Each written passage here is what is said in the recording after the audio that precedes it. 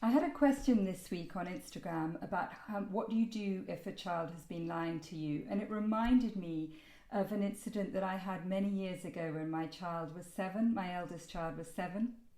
My business partner at the time, who was another parenting coach, had offered to have him for the day, allowing me to have a break from him and be with my other children, who was a baby and 2 small children at the time.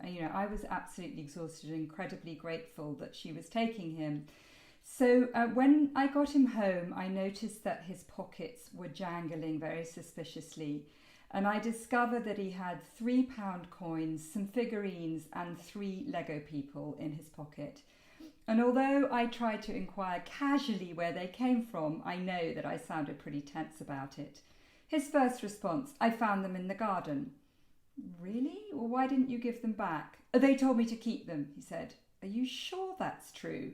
"Actually, I found them in the street just now." And I was starting to get kind of really annoyed at this point, but I managed to hold it together. "But I didn't see you pick anything up." "Oh, no, Sam gave them to me. I forgot." I felt so embarrassed. Not only had he stolen from them, but I worried what they'd think of me. Have you ever felt like that? How your kids' mistakes are reflecting on you?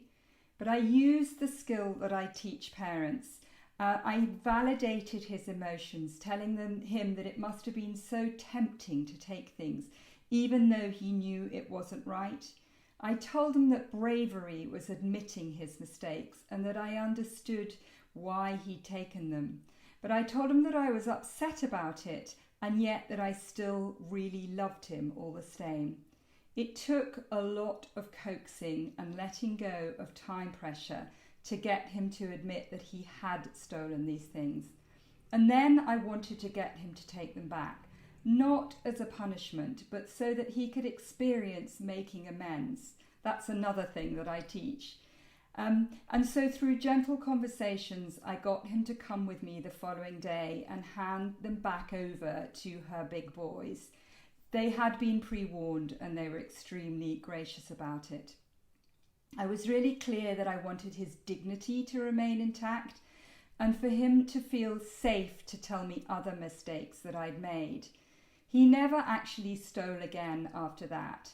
And he's always felt able to open up and share with me when he's done something wrong.